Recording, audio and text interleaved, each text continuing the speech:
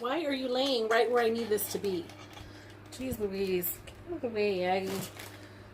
Hi everyone, I'm April, and you're watching the Tangled Cat Speaks.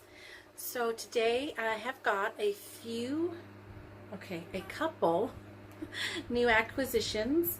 I told you last time that I had a couple of orders that I was waiting to get in, and I think I still have one more still coming, but it didn't arrive by today.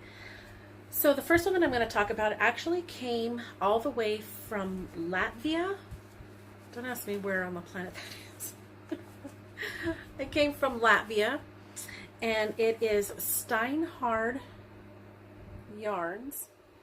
It was an Etsy shop that I found. I actually had been following Steinhard yarns on Instagram, and they sent me a discount code, and I decided I was going to go ahead and use that. So I went and bought some yarn, and I actually didn't realize they were based out of Latvia, but until I had already, I was looking at ordering, and my words are not working today, till I was already ordering, and then I was like, oh, that's cool. So I went ahead and ordered it, and I don't think that this has a color name. I'm going to have to go back to my Etsy and like my receipt and see if there was actually a color name, because if there was, I don't remember it, and it's not on her tag. But it's a superwash merino, 240 meters for 100 grams. It's a fingering weight. Maybe it's more of a sport weight. I'm going to say sport weight. But it's this really soft grayish green. Aggie, she's napped. There's a spot of sun right under where my camera is, and she's just moving all over to get best access to the sun, and she keeps hitting the camera. Anyway, so it's this really pretty soft gray green. It's greens, but it's like got a grayness to it, I guess. It's really, really pretty, and there's some like dusty rose in here. I wish you could see it better. It's fall, so my lighting in my room here is not so great, but it's actually the best lighting in the house, so it probably would have been better if I had podcast earlier in the day, but I decided that I was going to be an adult and do my chores. So that's what I was doing. So it looks very neutral, even though it's got all these greens and just a bunch of different shades of greens. It's so pretty. I really, really like it. So I don't know what this is going to be yet, but I couldn't help myself. Super pretty. Just really loving the color. So I got that. I'm thinking maybe, I don't know, maybe a cowl or a scarf. I actually haven't crocheted in a bit. I mean, I did a little bit on a scrap blanket that I was working on a while back, and I really haven't worked on it since then. But I'm thinking maybe I can crochet a scarf, like at a very loose gauge with this. It's just, I'm never going to twist this as beautiful as it was twisted earlier, but maybe I could do that. I think it's going to be just a really neutrally kind of color that I can wear with a lot of different things. Even though it's basically green, I don't know, I really like it. It's earthy. And then the other acquisition that I got is also from someone that I have been following a lot on Instagram, and it's they're called Autumn and Indigo fibers, and it's autumnandindigo.com. So these, it's not a set, but I bought them to use as a set in socks. It's a 50-gram skein and a 20-gram skein. I love that she has these 50s because I don't use an entire 100-gram skein for socks, and I definitely wanted to make socks with this yarn. So this colorway, let's start with the yarn. It's called Classic Sock, 25% nylon, 75% merino superwash, and it's 20 grams, 92 yards. The colorway is called Covered Bridge, and I got this because I was so enchanted, I guess. I don't know if that's the right word, but when I went on the only knitting retreat I've ever been to, a couple of years ago in Vermont, I just happened to be in the area where they have the most covered bridges in any one small place, and that's what I did in between, you know, going to the knitting retreat classes and hanging out with everyone there. I stopped and I took pictures at all these covered bridges. I don't know where they are right now. If I find any, I'll post them. I'll put them right here, but I had to get it because I loved that. The covered bridges are just so quaint, and it was cool. I really liked it. So I had to get this color. I don't think these ones are, I don't think she's based out of Vermont, but the colorway name made me totally think of it. And then the 50 that I got is also her classic sock, and this is called On the Horizon. And it's so soft and dainty. It makes me think of, for some reason, it makes me think of tea. Like going to tea, not a cup of tea. I just feel like this would be something soft to wear, like a cowl or something. I don't know. Something soft. It makes me think of going to high tea or something. Speaking of which, we have a place here in Albuquerque called St. James Tea Room, and it is the best little tea house. I love it. They have a little shop where you can buy all of their different in-house blends of loose leaf tea. Oh my God, so good. It's the best place. I love it so much. Wonderful tea, everything. Blacks, greens, whites, herbals, and they mix and blend their own kinds, and it's so lovely. They have a tiny little bookshop. They've got this really cool novelty store where you can buy tea sets, like from the classic style to like modern or whimsical kind of tea sets. It's just so fun. They've got this wall of old-fashioned hats that you can wear, so that you these big floppy hats, or some of the small little period type hats from 20s, 30s, 40s, and you could wear those during your tea service. And it's the standard tea. It's got the 3 tiers of, you've got one of the breads, and then you've got the savories, and then you've got the sweets, and each tier comes with a different kind of corresponding tea. Sorry, she's kicking it again. And every month they have a different theme, and I was so bummed. I don't know, I just thought about it the other day, and that's actually because I saw this, and for some reason this made me think of tea, like going to tea. I don't know why, but it did. And I started thinking, oh, I haven't been to the St. James Tea Room in a while. So I went, and the theme for this month was Narnia. And I was like, oh, I want to go. They're actually going to have Turkish Delight and everything. And it's, everybody for the entire month, no matter what what day you go, what time you go, the menu is the same for the entire month for all the customers. They do have a vegan version and then the regular version. But every month is something different. So I was kind of excited. I thought, oh my gosh, Narnia. But it runs till the 25th is when this month's menu ends. And I'm thinking, that has something to do with Thanksgiving. I'm not sure. But for some reason, this month's menu ends on the 24th of December. And I wanted to get in right away. But no, they're already fully booked. And I'm like, I should have known better. I should just, randomly keep looking, and just in case I get the urge to go. You never know if I can or if I want to, but I should just at least be aware of what the menus are so I don't miss out on something I'm really excited about. So I'm kind of bummed I'm not going to be able to get in and do the Narnia one, but December they have whatchamacallit, the Nutcracker. It's going to be the Nutcracker theme, so it's going to be really exciting for that too. I remember one year one month a couple of years ago, I know they had a Hobbit and Lord of the Rings kind of theme, and I loved that one.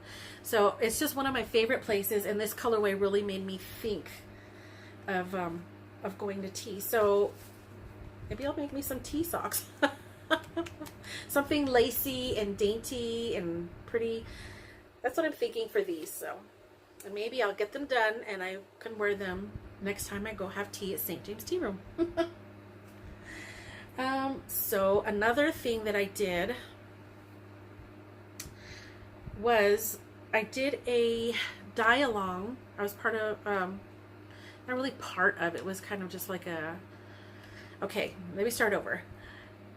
Rebecca from Chemnitz, she has the Chemnitz tutorials here on YouTube, and she is also the owner, that she sells yarn on Etsy under the store name Chemnitz Creations. So she sells the yarns that she dyes on her tutorials here on YouTube, and she does a lot of experimenting. I've talked about her a lot.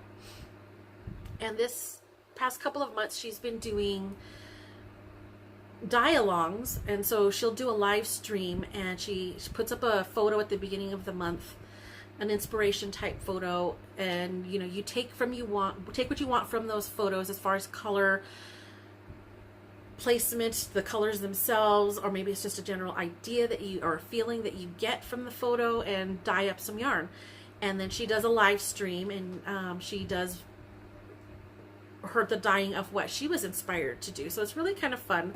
So she put up a picture of, it looked like a nighttime sky, and I'll put the photo that she had up here. She put that up, and I went ahead, and as soon as she put that up, I was so inspired because it's blues and purples.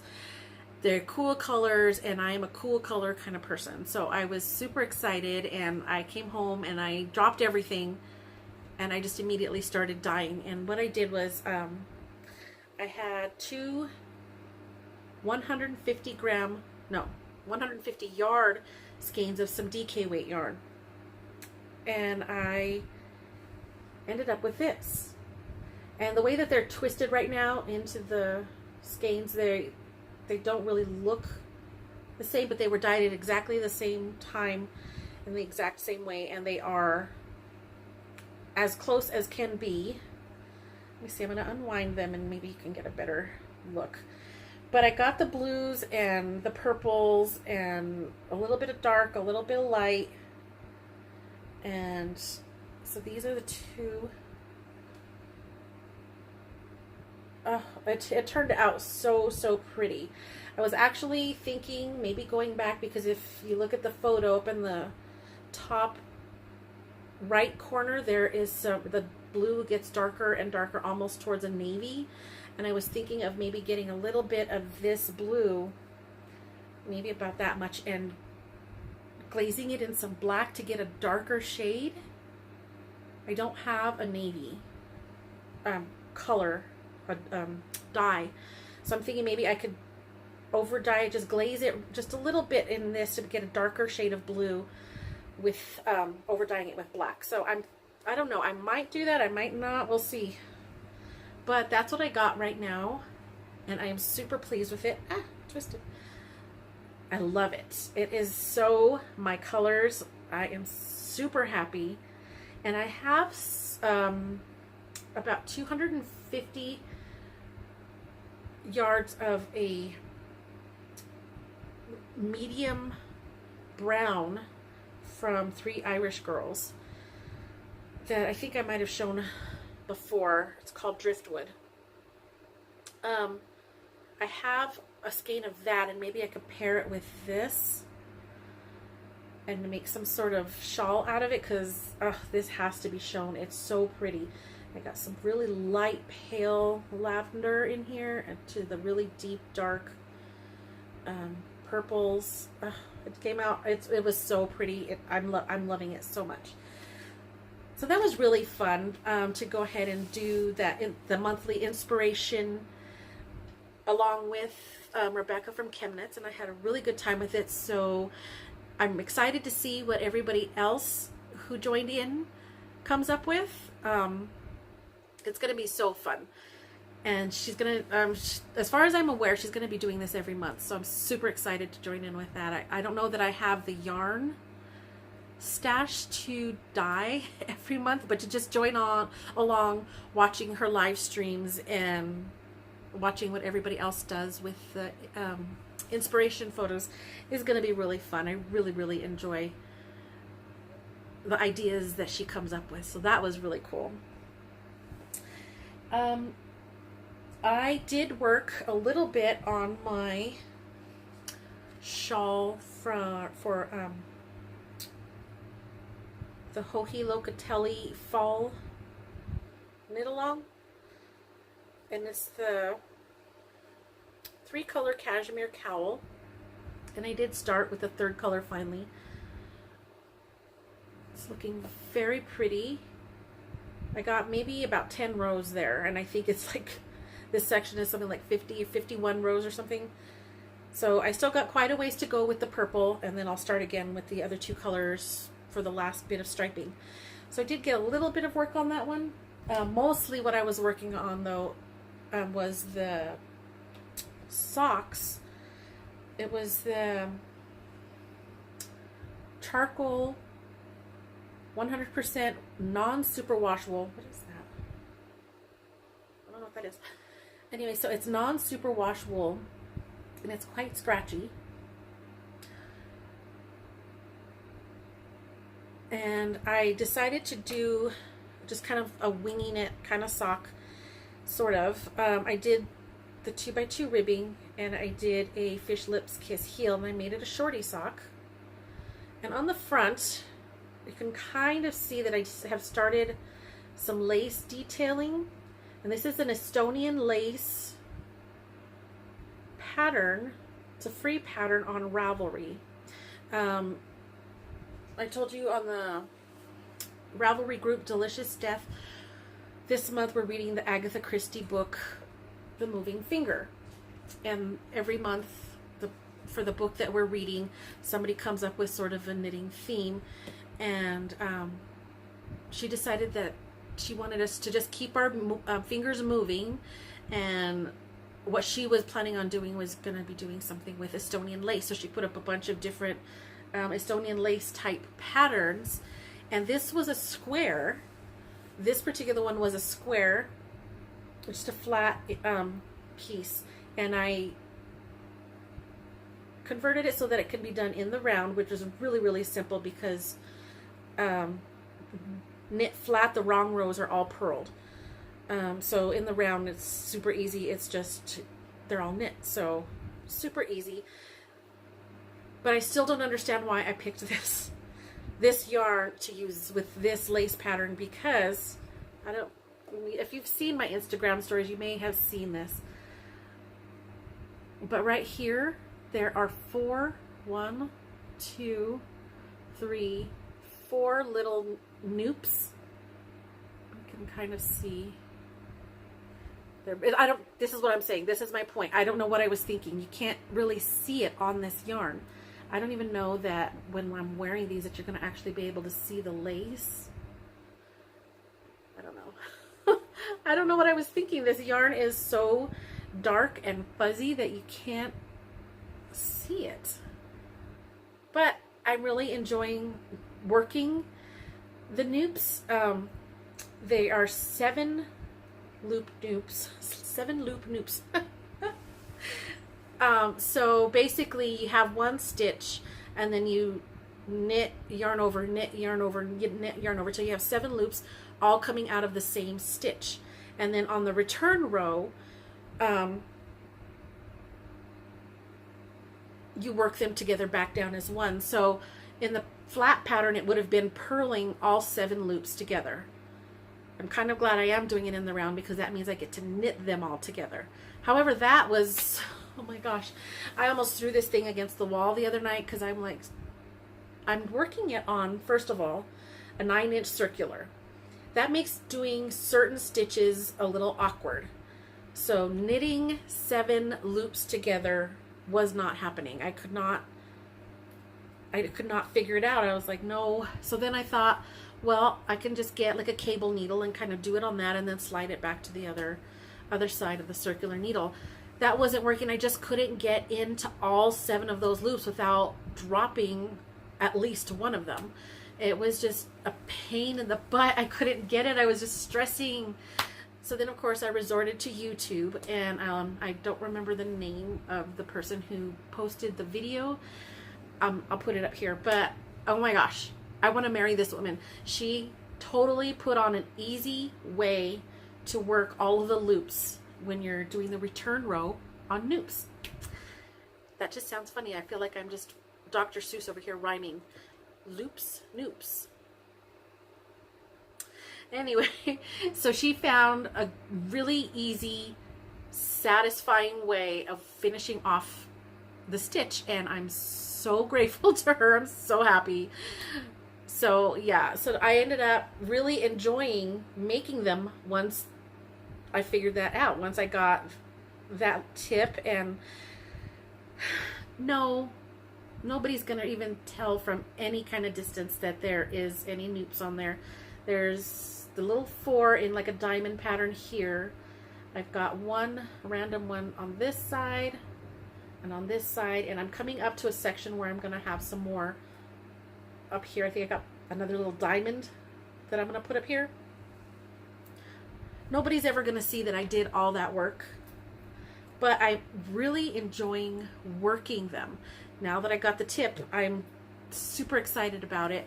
So I'm having a really good time, and I don't want to rip them out. I have gotten this far, and it's more of a experience, more learning than it is trying to show the decoration. I think that I'll definitely use that stitch again on something else now that I know that there's an easy way to work them, because it was one of those stitches that I kind of avoided because they're so difficult to work. But I thought, I'm going to do it. God only knows why I chose charcoal yarn. What was I thinking? No idea. And this yarn is so fuzzy. There's no real definite defined stitch. It's really hard to see, but that's okay. I'm not going to pull it out. I'm going to just keep on enjoying what I'm doing, enjoy the process, and end up with what I end up with. So that's cool. And sometimes it's kind of nice to just knit for the sake of knitting and not be so focused on the end product and deadlines and making it look absolutely perfect. Sometimes just enjoying the process can be the best part about it. So it's super fun, and that's what I'm doing. And actually, I think I was worried that I wasn't gonna okay, let me start over. A couple pairs of socks that I've recently made for myself, I've had to do on a 72 stitch count instead of my normal 64, and I'm not sure why that is. I'm normally 64. All of my older socks are 64 stitches, but for some reason the last couple have been 72, and I was thinking it was because I was doing short row heels, and I thought, well, maybe the extra stitches were making it fit better around the front and not pull too tightly when I was working the short row heel. So I did the same thing with this. I did the Fish Lips Kiss heel, but I did the 72 stitches thinking, oh, well, that's gonna keep it nice and loose and not overstretch the top part of it. But I tried it on last night, which is not easy on a 9-inch circular. I had to get another 9-inch circular and put about a third of the stitches on that so that I can try this on without everything slipping off. But I did it, and it is a little bit on the loose side. So, like I said, I'm not pulling these out. I'm enjoying the process. They're going to end up a little bit big. But they're also the only ever non-superwash socks that I've made.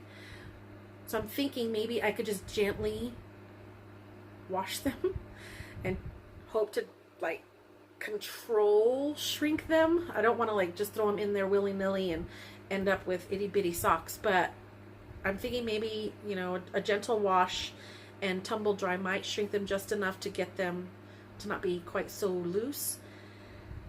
That's if I choose to actually risk doing that. I don't want to do all of this and then absolutely ruin them. So I don't know.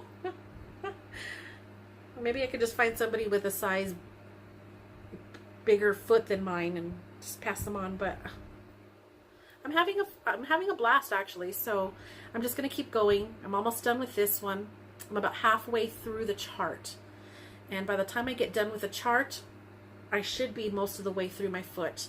I've learned that about 65 to 70 rows is about how long, once I finish the heel, that's about how long my foot is.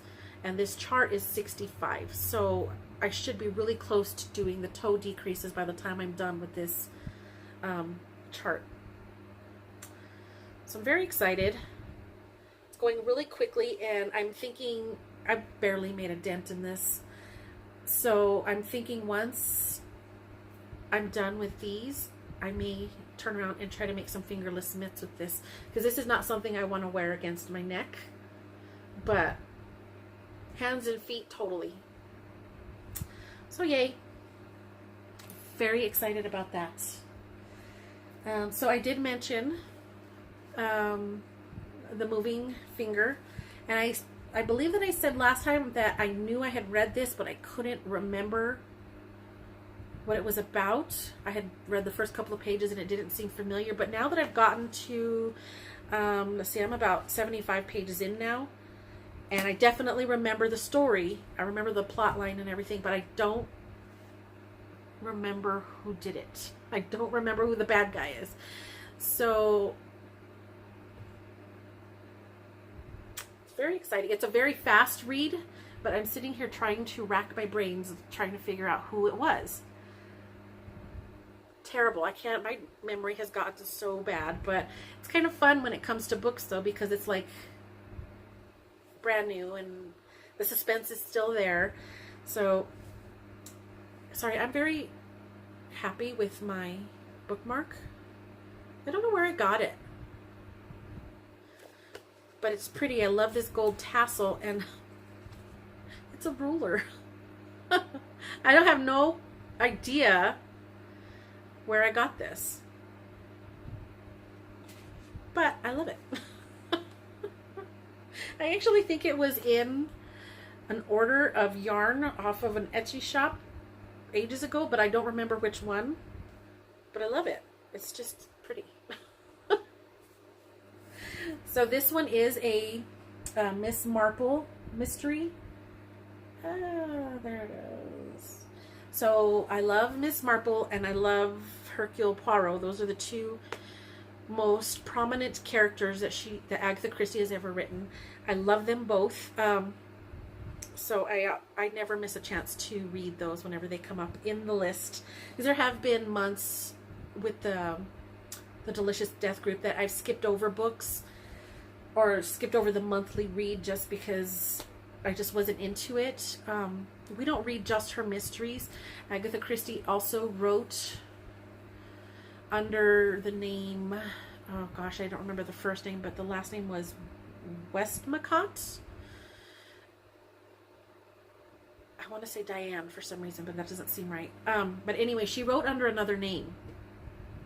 And a lot of those were, I think they were still a little bit suspenseful, but more towards the romancy side, I think. I never got into those. I would try. I would start the month reading that book, and then I just didn't get into it. So I didn't like that genre that she was writing. But her mysteries I adore. So very Very fun. And actually, I just found out that this one is on audio, so I may just listen to that while I finish working on my cowl. I'm trying to get that done by the end of November because that's when the knit along for Hohi Locatelli is, and I need to get a move on, but I keep getting distracted with stuff. And as a matter of fact, I was so tempted to start the adventurous cowl from Amba O'Brien. I told you I had all those minis ready to go. I've got my needle, I've got my pattern, and I've also got the yarn and needle ready to go for the other one that she did or is doing, the Adventurer wrap. And the only thing that I don't have with that one is the pattern just yet because she's not releasing it until December. And I keep telling myself, just wait. You don't need to start the other one. Just wait. You're going to do them together. You're going to work them in tandem. You can do it. Just, you've got so many other things you need to finish. And no, I keep looking up there. It's right there staring at me on that shelf. The bag of minis. I just want so bad to start it.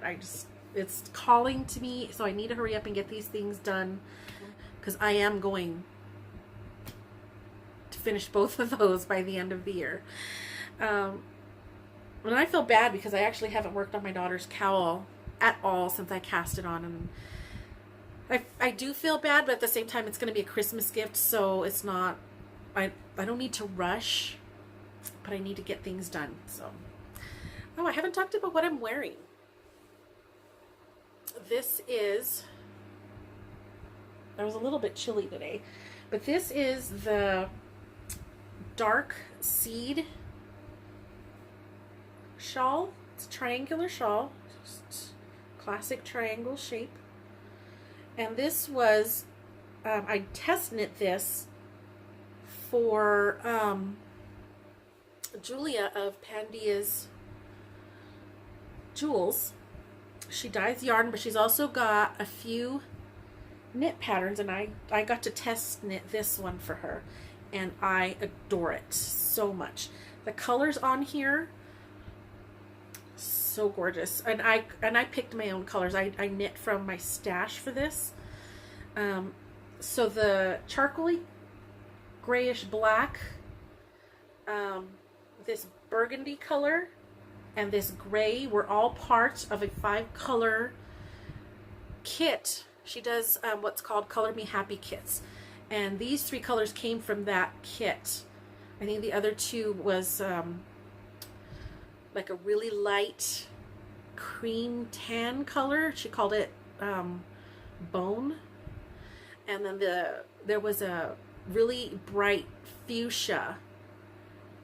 And all 5 of those colors were called the Day of the Dead. It was her Day of the Dead Color Me Happy kit, and I loved it. So I used those 3 out of that. And then this here was my favorite all-time color of Pandia Jewels. This was the It's So Fluffy colorway. I love it so much, and it was a really easy knit, and these solid sections here have like some patterning, some very subtle texture. I don't know if you can see it, just some simple texture. This one down here is just a little bit different, and then all of the fluffy is garter. So it was really quick, really fun, and I was really happy to test knit this for her. Had a really good time. So that's what I'm wearing. It's a little bit chilly today, so I threw it on. I love fall because I get to throw these on just cause. So that is that. I did all my grocery shopping, so I'm all ready for Thanksgiving. I'm a little nervous because my son has asked if his girlfriend can come, and of course, yes, that's great. I would love for his girlfriend to come and spend Thanksgiving with us. And I think I mentioned I'm not going to be doing Thanksgiving on Thanksgiving Thursday. Mine is going to end up on the following Sunday, next Sunday, just because of my work schedule. But anyway, so I'm a little bit nervous for her to come just because I know that her father is a chef, an actual chef, and I don't know, I feel a little insecure about my own cooking. I'm not the best cook. I think I do Thanksgiving dinner rather well, but I don't know, I just feel a little, I'm an introvert, I'm a shy person and a little awkward. So I do feel kind of nervous that I'm going to be cooking for a chef's daughter. So yeah, so I got ready for all of that. I've got all of the ingredients and everything ready to go, and my schedule is looking pretty okay. I actually ended up with 2 days off this week, so that was nice. So I was able to get a little bit more rest, and plus I'm going to end up with this next pay period is going to have the holiday pay on there. Always down for some holiday pay. So yeah, I'm going to have an exciting week. I am participating in a potluck because I am working Thanksgiving. Everybody at work has decided to pitch in and do a potluck Thanksgiving dinner, so I'm going to be doing the cranberry sauce and the stuffing. We even got one of our coworkers, he's going to bring his the big deep fryer for the turkey. He does that every year, so it's really cool. It's super fast. So yeah, we're all going to go ahead, you know, we're there. That's basically our second home as operators, 911 operators and dispatchers. We're there. That's our second home, and we do treat each other like family. So we're going to be spending our holiday enjoying each other's company while we're there at work, and it's going to be a really good time. So that's fun. So I will see you all on Thanksgiving. Well, my Thanksgiving, my Sunday, I will be podcasting in the middle of trying to get my Thanksgiving dinner prepared. So I will see you then, and I hope that you all have a wonderful week. I hope you enjoy, if you celebrate Thanksgiving where you are, I hope that you enjoy time with your family and friends, and I hope that everybody, whether you celebrate the Thanksgiving holiday or not, I hope that everybody finds something to be thankful for this week and every week. So I will see you all next time, and have a good evening. Bye-bye.